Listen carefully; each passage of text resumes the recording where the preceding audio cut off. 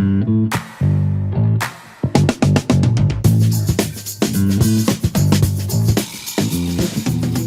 Technology Spotlight Series podcast is brought to you by the Omni Talk Retail Podcast Network, ranked in the top 10% of all podcasts globally and currently ranked in the top 100 of all business podcasts on Apple Podcasts. And this podcast is just one of the many great podcasts you can find from us here at Omni Talk Retail, alongside our Retail Daily Minute, which brings you a curated selection of the most important retail headlines every morning, and our signature podcast, the Retail Fast Five, that breaks down each week the top 5 headlines making waves in the world of omni-channel retailing, and that comes your way every Wednesday afternoon. Hello, everyone. We are your co-hosts for today's interview. I am Chris Walton. And I'm Ann Mazinga. And Ann, grocery pricing, agentic AI, loyalty, I feel like I can't get enough of those topics. They're all getting a ton of buzz coming out of Grocery Shop. And so, you know what? I was asking myself, Ann, I said, what if there was a platform? What if there was a platform that could put a radical new spin on all of them for consumers, on all those ideas for consumers? And you know what? I think we might have found it. I think it's called Grocery Dealz, or it's a good bet that it may be called Grocery Dealz. It's a new startup out of Texas, and what the team there is doing is definitely new and novel and worth all y'all's intentionally consideration. And hopefully by the end of today's podcast, you'll be saying to yourself, that is a really interesting idea. So please join us in welcoming Grocery Dealz co-founder and co-CEO, Matt Goynes, to today's program. Thanks, Chris. Thanks, Ann. Pleasure being here. Well, we're so excited that we get to have you join us today.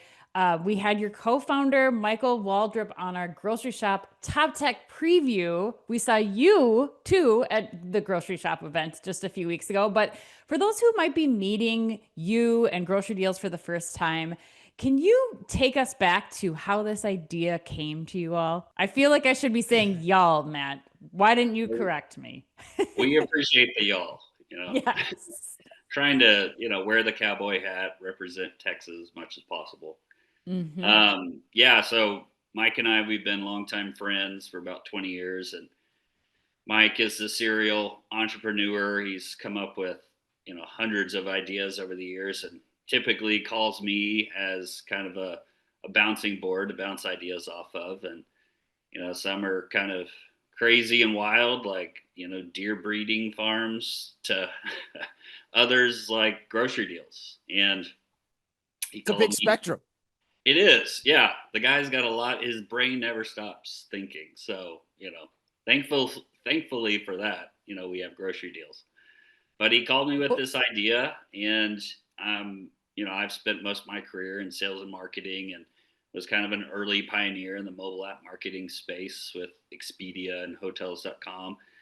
And so he called me and said, "Hey, what do you think about this? Grocery prices are insane. And there's just not a tool out there that can help people compare and save. And, no one knows exactly how much they could save by switching stores or just shopping at another store. And this doesn't involve coupons. It's just looking at the stores around you, much like Gas Buddy or, GoodRx. And I had spent time in the comparison shopping space and instantly saw the value and said, I have to partner with you on this. And that's how it started. So, and you were in sales and marketing. What was it about kind of your background and your expertise, Matt? And tell us a little bit more about that. What was it that you were like, okay, there's possibility here? What was missing in the market that you feel like this really serves a need for? Yeah. So 2 parts there. First part of my background was we were envisioning this as a mobile app.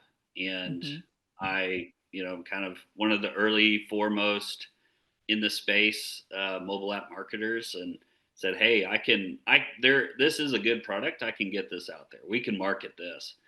And then, my second piece of the background is I've been part of, many tech startups over the last 12 years, scaling them, from a sales leadership standpoint, with a lot of exits to companies like Twitter or Inmar or InMarket. And so I had played in the grocery space as well. And I told Mike, I was like, look, I've been around the tech startup space. We can scale this and, to a fruitful exit or IPO if we decide to go further, whatever the case may be. So that was kind of my background and selling point to him was we can market this and we can sell this to investors and to the market.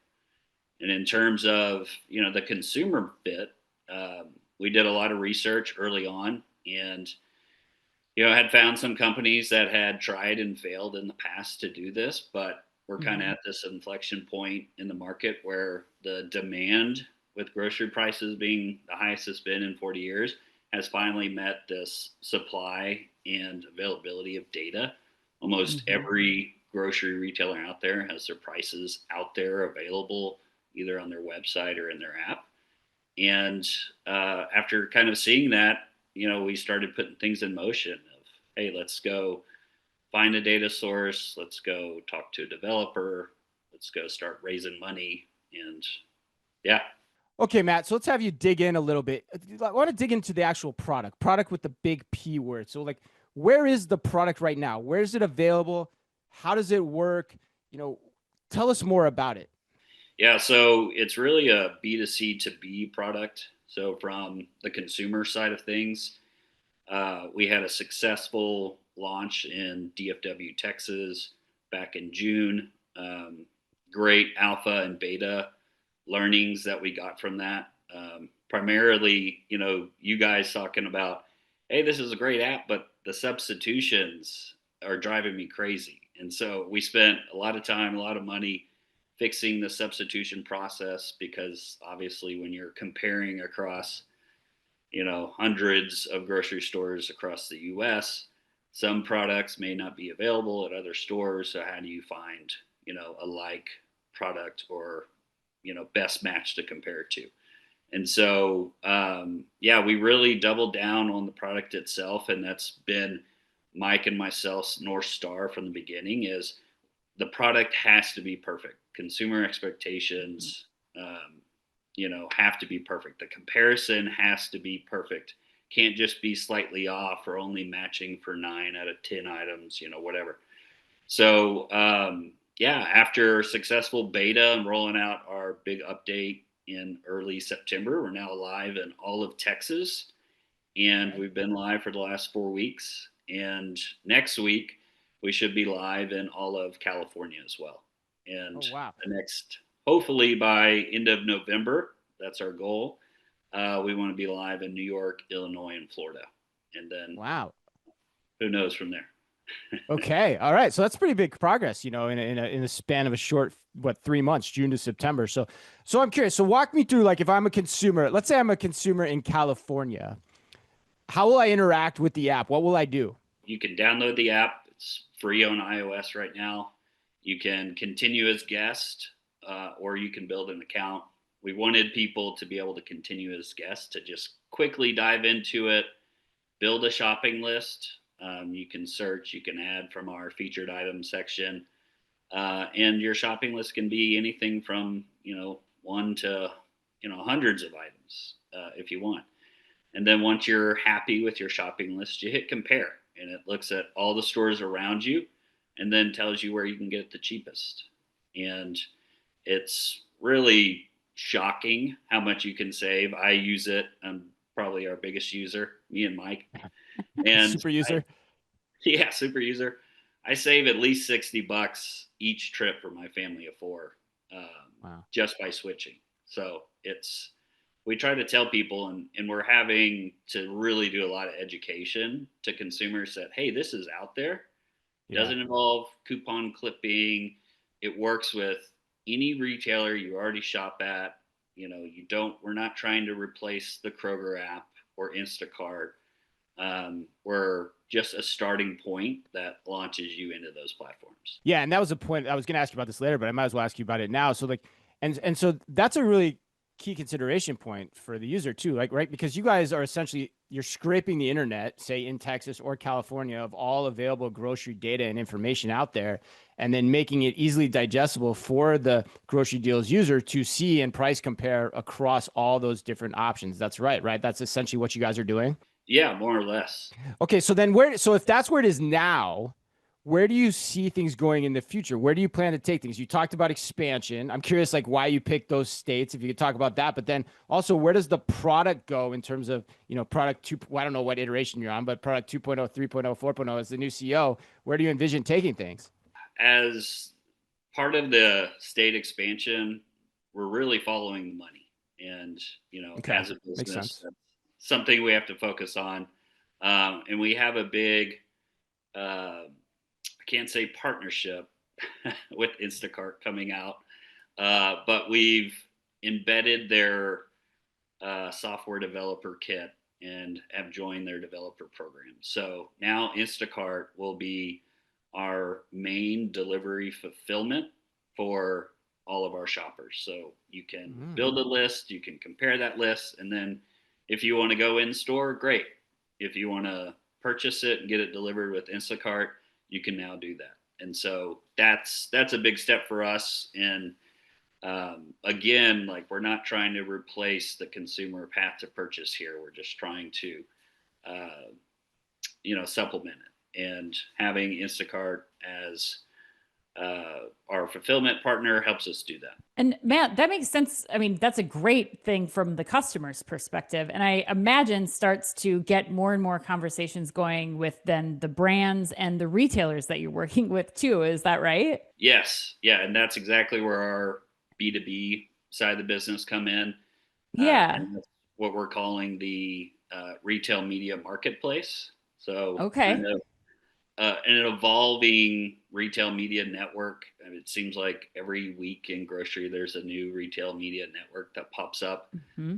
And that's what we're trying to build and create is, hey, we have this marketplace where consumers are actively building shopping lists. We have custom first party data that, we Hmm. can pass back and you can target consumers based on.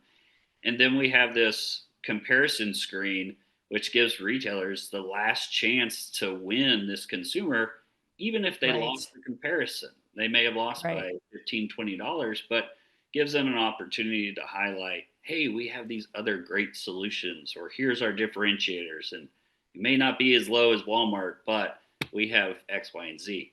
So Right.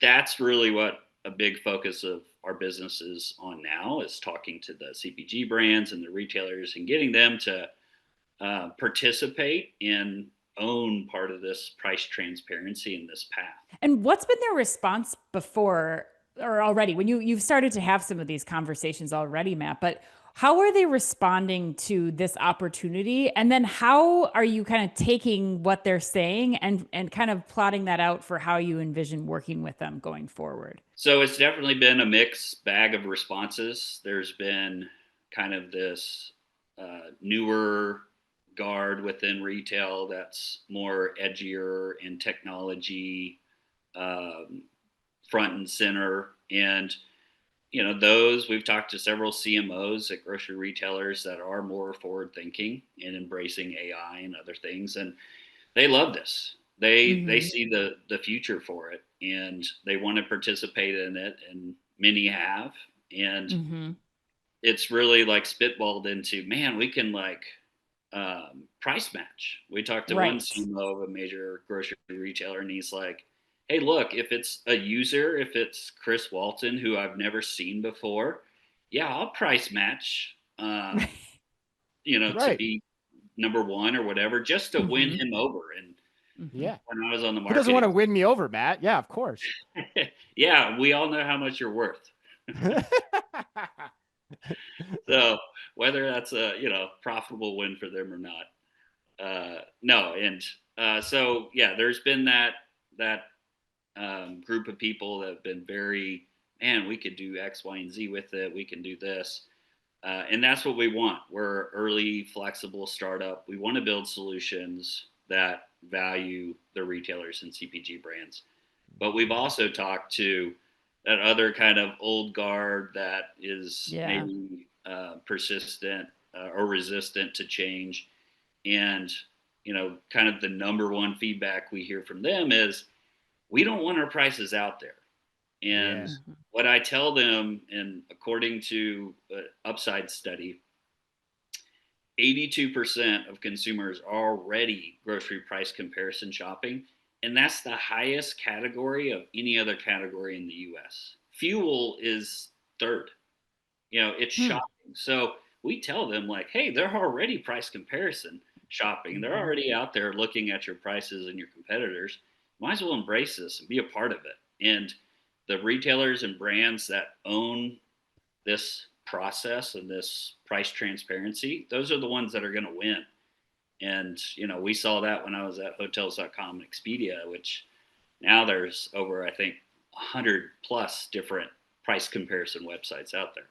Yeah. So Matt, that's interesting too, because like, as a former merchant, what you got me thinking of in the example too, when you're kind of joking about me, is like, I was actually thinking like, yeah, if I have a really loyal guest who I know, I can identify them as shopping on Grocery Dealz or a price comparison site, and they're thinking about going to my competitor, and I might lose that loyalty, I'm going to probably do a lot to keep them, in my brand, in my portfolio for sure. So I'm curious. So talk more about the value.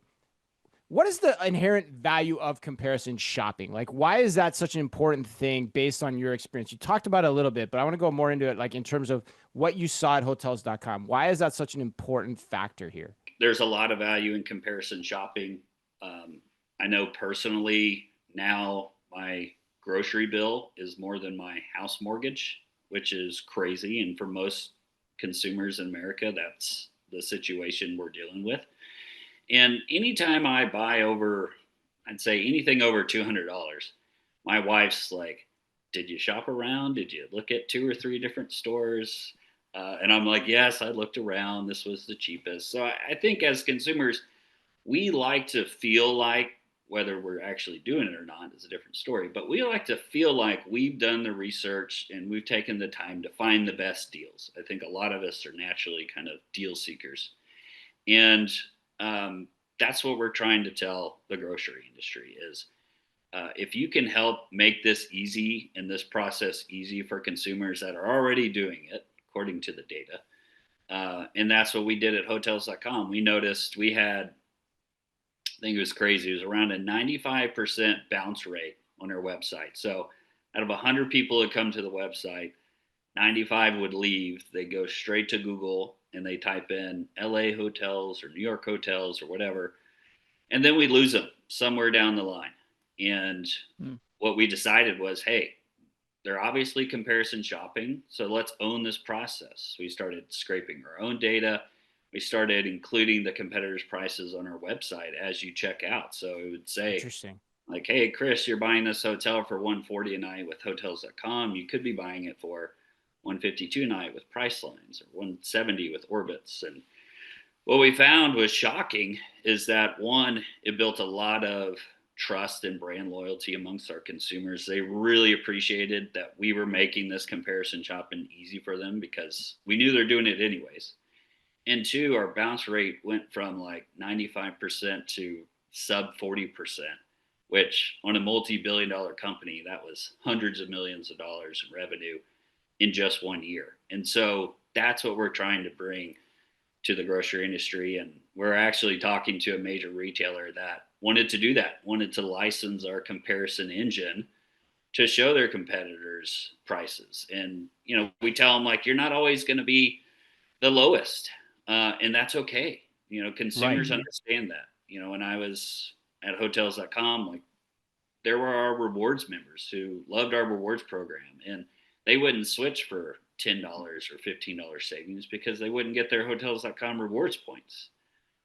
Just like I'm not going to switch to, Walmart for, anything less than $10. I don't want to have to go relearn the aisles or deal with the crowds or scan my own items. I have my own store that the deli guy knows my name. So, but for $40, yeah, sorry, I'd switch.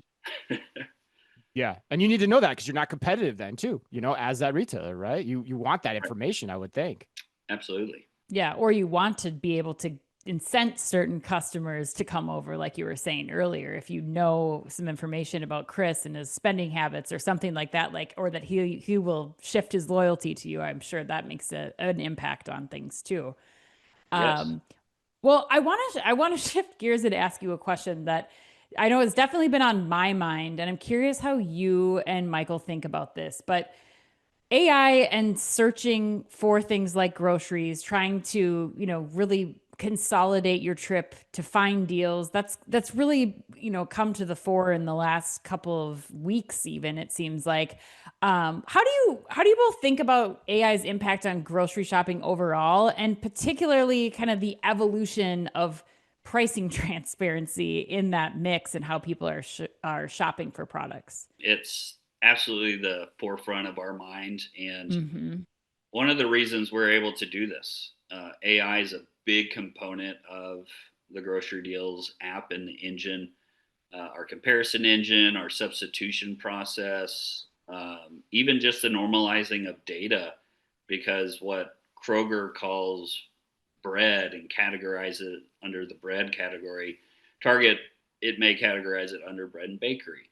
And so if Mm-hmm. we're trying to find a substitution for you, we can't reference that category if the categories aren't matched up and aligned. So we use AI for a ton in the app. And I think as consumers, it's going to make your shopping process easier and give Mm-hmm. you more insight into prices and different features and functionalities. And, we're seeing other players in the space do cool things with shopping lists where you can just type your list or talk your list and it digitizes it. I Mm-hmm. believe Instacart or Walmart, I think, just announced that. So yeah, we're seeing a lot of it, and from day one, we've built in a lot of AI on the back end.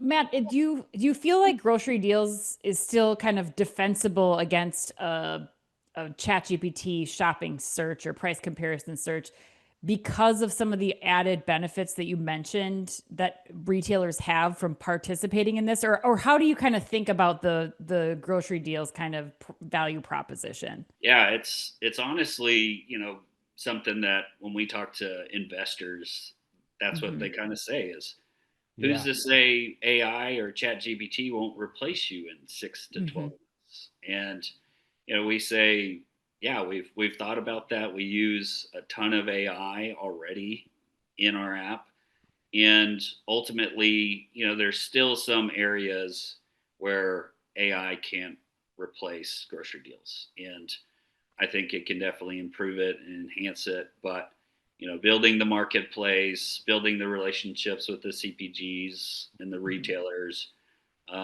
just getting the amount of data that we have and accessing that data is still extremely difficult to do. And I think one of the barriers for entry of why other companies and apps haven't gone this route, or at least haven't successfully implemented what we've done. But yeah, it definitely gets brought up, I'd say, almost all the time. Mhm. Yeah. And who's to say the two couldn't work together in the long run too? I think Mm-hmm. if you think about it conceptually as well, right? So, and I love how dug in you guys are as entrepreneurs too. Like you nailed it with Target's bread and baking. Yeah, that brings back some haunting memories of working right alongside that team for 2 years. So yes, you guys are definitely familiar with what's going on in the industry. All right, well, let's get you out of here on this. Um, say we have you back on. Say we have you back on 1 year from now, Matt. What do you hope to accomplish in that time frame? Put yourself in your shoes 1 year from now. Yeah, from a consumer standpoint, we really hope to have been a major disruptor in the grocery shopping process and bringing the value of all the savings to consumers who absolutely desperately need it. So hopefully in a year from now, we're saying, you know, this has taken over America. This has massive adoption, much like Gas Buddy did when they started in '07, and, the gas prices hit all time highs. That's what we hope from a consumer standpoint, is that a vast majority of users are starting with us and then continuing their grocery process, whether going in store or getting delivered. And I'd say from the B2B side, our goal would be that, we have a lot of these CPG brands and retailers building custom programs to integrate with our CPG marketplace and offers for our retailer marketplace, where they can win over and participate in this price transparency and ultimately win this consumer. So that would be amazing. And that's absolutely our North Star and our goal. Well, I am very, very hopeful that we get to talk to you 1 year from now, Matt, and you've already accomplished that and so much more. Thank you so much for taking the time to be with us today and to share more about Grocery Dealz with our audience. I'm sure there's retailers, brands listening, amongst others. What should they do if they want to get in touch with you and learn more? I'd say start with the website. Go to Okay. www.grocerydealz.com. All of our contact information is there, information about our solutions. And yeah, Mike and I's email addresses are right there on the website. There's no info at Grocery Dealz. It's just straight to us. So we're here and we're ready to talk. Amazing. All right. Well, thank you, Matt. Thank you so much. That wraps us up today. Matt Goynes of Grocery Dealz. Today's podcast was produced, of course, by Ella Siriord. And as always, on behalf of all of us at Omni Talk Retail, be careful out there.